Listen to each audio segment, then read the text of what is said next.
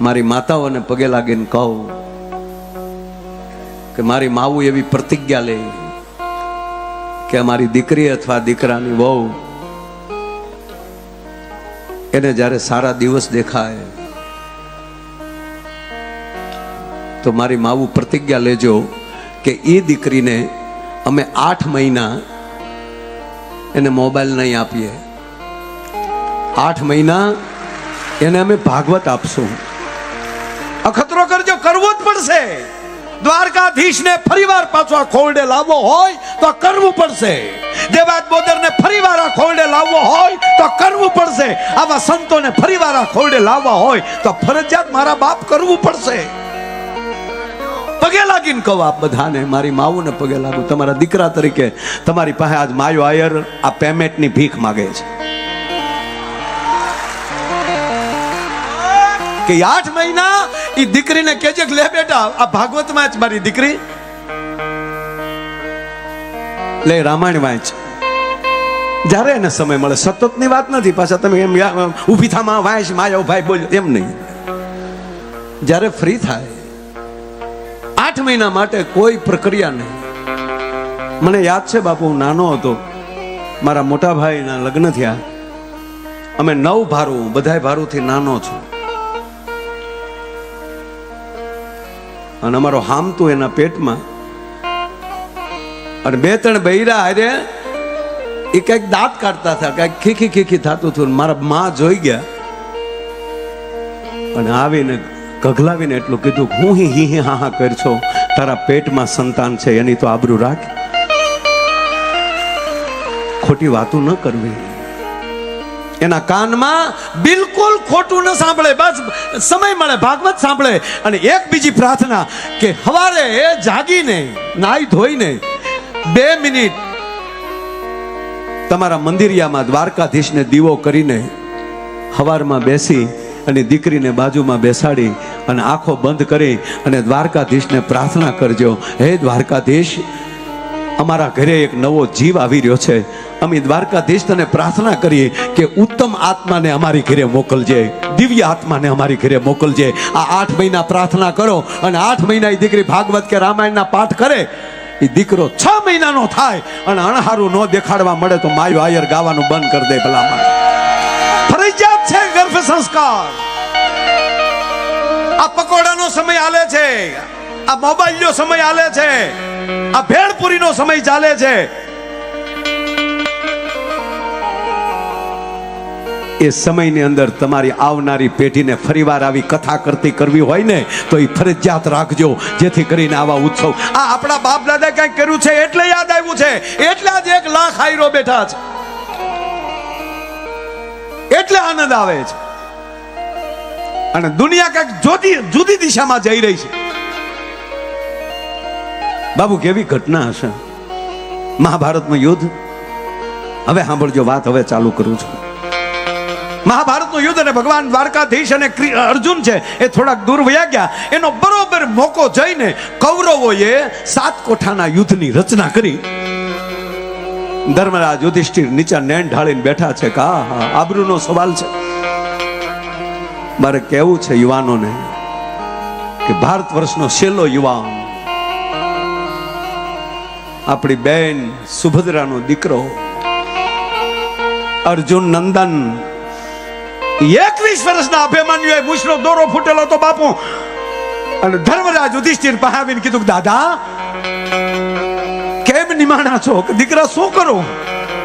અને તેથી 21 વર્ષના દીકરાએ કીધું કે પાંડવોની આબરૂ જવા દઉં તો મારી માં સુભદ્રાનું ધાવણ લાજે.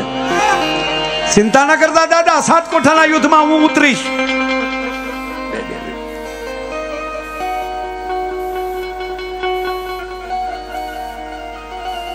આ વાત સાંભળજો, કારણ કે અમુક વાતે અમુક દિવસે નીકળતી હોય છે. અને એટલી મારી માવું બેઠા છો, આમાં પુરુષ કદાચ કોઈ ન સાંભળે તો ચાલશે, પણ મારી માવું એક હરવાકાને આ તમારા દીકરાની એક આ વાત સાંભળી લેજો. બેન સુભદ્રાનો દીકરો અભિમન્યુ ત્યારે 7 કોઠાના યુદ્ધમાં ઉતરે છે. ટૂંકી વાત લઈ લઉં. બાપુ આપ જાણીએ છે એ વાત બધાય કે 6 કોઠા સુધી અભિમન્યુ લડે છે, 7મા કોઠો નથી લડી શકતો. નેમોને નેવે મૂકીને કૌરવોએ ભારત વર્ષના છેલ્લા યુવાન વીરવર પુરુષને વીરગતિ પમાવે છે. અભિમન્યુનું શબ, અભિમન્યુનું શરીર ઘરે આવે છે. બાપુ સુભદ્રા કાંડા પછાડી પછાડી રડે છે. અભિમન્યુ જાગો બેટા, અભિમન્યુ જાગ દીકરા. તમે વિચાર તો કરો, જેનો સગો મામો દ્વારકાધીશ હોય, જે બેનનો ભાઈ હાથમાં સુદર્શન ચક્ર લઈ લે તો પૃથ્વીના પડ તોડી નાખવાની જેનામાં તાકાત હોય,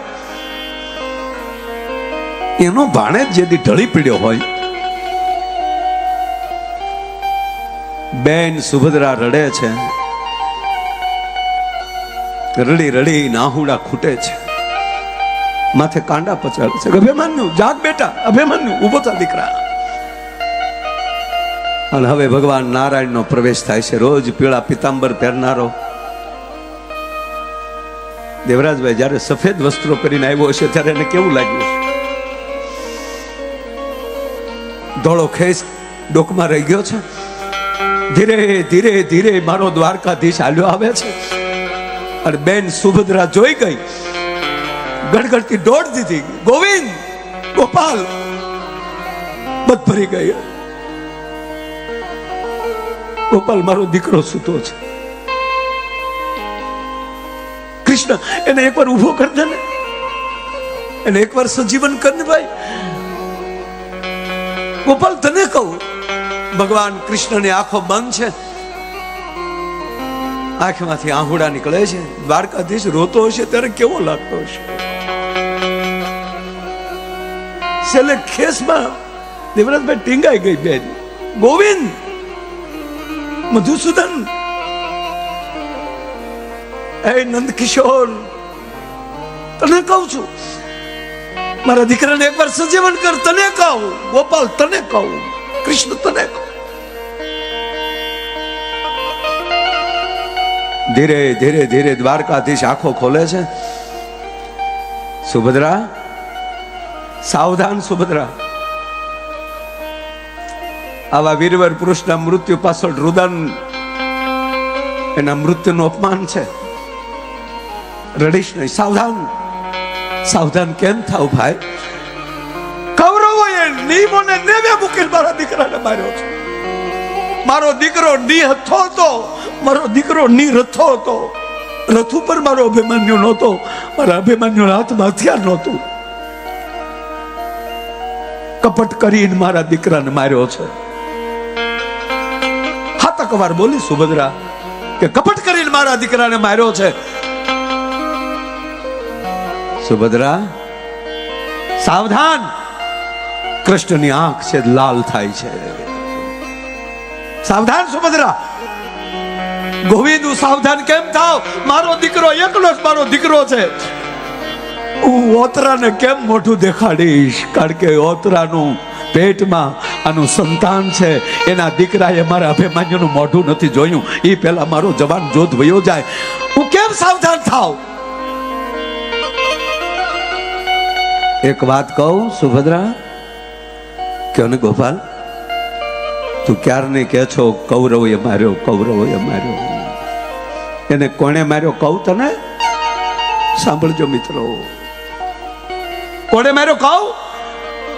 કહો ગોપાલ, કોણે માર્યો આને? તે ગોવિંદ, તે માર્યો છે બેન આને. ગોપાલ, આવું ન બોલો, ન બોલું શું કરું? સુભદ્રા, અસ્તિત્વ બોલતું હોય ને ત્યારે સાંભળી લેવું. તને યાદ છે જેથી અભિમન્યુ તારા પેટમાં હતો તેથી હું તને રાત્રિના ટાણે મારી બેન મેં તને મારી પાસે બેહાડી અને હું તને 7 કોઠાની વાત કરતો હતો. યાદ છે? હા યાદ છે ને ભાઈ. તેથી 6 કોઠાની તે વાત સાંભળી અને 7મા કોઠાની વાત મેં ચાલુ કરીને તને નીંદર આવી ગઈ. તને મારી વાતમાં રસ નહોતો. હા ગોપાલ, મને યાદ છે. તો સાંભળ સુભદ્રા, એ 7 કોઠાની વાત હું તને નહોતો સંભળાવતો, તારા પેટમાં રહેલા અભિમન્યુને સંભળાવતો હતો. અને તે દિવસે જો તે હાથ કોઠા સાંભળી લીધા હોત, સુભદ્રા પૃથ્વીના પડમાં કોઈના બાપની તાકાત નહોતી કે મારા ભાણેજનો વાળ વાકો કરી શકે. પણ તારા હાથમાં કોઠાની નીંદરે આજ મારા અભિમાન્યુને નીંદરમાં પોગાડી દીધો. મારો કહેવાનો અર્થ એ છે કે મારી માવો આ કથાને પૂરેપૂરી જીવાડે. બાળકને ગર્ભ સંસ્કાર આપજો, એને બાપ દાદાના પાઠ સંભળાવજો, ખૂબ ભણાવો. પણ જ્ઞાનની સાથે જ્યારે પોતાની પરંપરા અંદર આવી જશે ને પછી દીકરાનો કોઈ વાળ વાકો નહીં કરી શકે ભલામણા. માટે મેઘાણીને લખવો પડ્યું કે પેટમાં પોઢી. અને એમાંય બાપુ યાદ કરું કે હનુમાનજી મહારાજ જેથી એમ કહેવાય કે લંકામાલી પાછા આવ્યા, અને લંકામાલી પાછા આવ્યા પછી ભગવાન રામને કહે છે કે પ્રભુ મારી માં અંજની આપની રાહે છે, આપ એને દર્શન દેવા આવશો? બાપુ રામે ના પાડી. ના. અરે પ્રભુ કેમ ના પાડો? તા કે સાંભળ હનુમાન, તારી જેવા અગ્નિના ગોળા જેવા દીકરાને જેને જન્મ આપ્યો હોય ને એ જનેતાને દર્શન દેવાના ન હોય, એ જનેતાના દર્શન તો અમારે કરવાના હોય. સાંભળી લેજો, પરમાત્માને દર્શન કરવા આવવાનું મન થાય એવા સંતાનો જણજો. અને પછી પરિચય કરાવે છે હનુમાનજી કે માં આ અમારા પ્રભુ રામ છે, આ લક્ષ્મણ છે.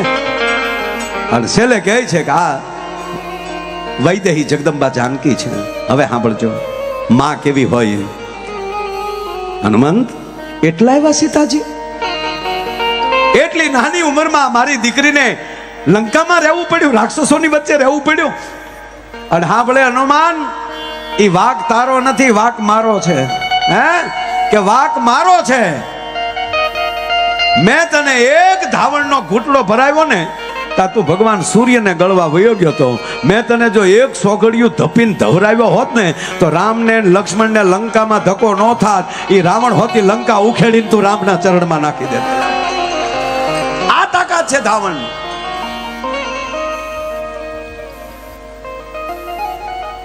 એટલે મેઘાણી યાદ આવે કે પેટમાં પોઢી. બાપુ હમણાં એક હોસ્પિટલમાં બાળક જન્મ્યો ને તો જન્મતા વેત બોલ્યો. હવે જે વસ્તુ જ્યારે સારી લાગતી હોય ત્યારે લાગે. આજે જો આ કથા છે ને અહીંયા બેઠા અને 15 દી પછી અહીંયા મંડપે ન હોય ને અમે પાછા કલાકારો અહીંયા આવીને બોલવા મળીએ પેટમાં પોઢી, તો આખી આ ભૂમિ વાતો મળે કરવા માયા આયરનું સટકી ગયું. જે વસ્તુ જ્યારે સારી લાગતી હોય ત્યારે લાગે. જન્મતા વેત બાળક રડે તો જ રૂડું લાગે, નકર હાસ્ય સારું જ છે. પણ જન્મતા વેત હસ્ય હોય તો હું અહીંનું ગામ મૂકીને વયો જાય, કોણ આવ્યો ભૂતના પેટનો. પણ આ એક બાળક બાપુ રડ્યું નહીં, હસ્યું નહીં, બોલ્યો. ડોક્ટરે જે આમ પકડીને આમ ગરમ પાણીથી સાફ કરતા હતા, તો મારો દીકરો આટી મારીને હાથ ઉપર બેસી ગયો, પધાર્યા ભેગ્યું. ડોક્ટર આમ ભય તો લાગ્યો ડોક્ટર, પણ ડોક્ટર દેવરાજભાઈ આમ હામું જોયું તો ડોક્ટર હામું બોલ્યો ઝુકેગા નહીં છાલા. તા તો ડોક્ટરના હાથમાંથી મુકાઈ ગયો. તા તો પીડ્યો પણ મીંદડી જેવો મારો દીકરો સીધો પીડ્યો. નર્સ તેડવા ગઈ ને તા નર્સ હામો બોલ્યો બ્રાન્ડ હે બ્રાન્ડ. આખી હોસ્પિટલ ગોથું ખાઈ ગયા કે જન્મતા વેત બોલે નહીં, બોલ્યો તો ભલે બોલ્યો, સીધો પુષ્પાનો ડાયલોગ કેમ બોલ્યો. એ સંશોધન કર્યું ત્યારે જાણવા મળ્યું કે આ પેટમાં હતો તે દીની માએ 45 વાર પુષ્પા જોયું તો સાહેબ. માટે પેટમાં પોઢી હા ભલેલી શિવે રામ લક્ષ્મણની વાત.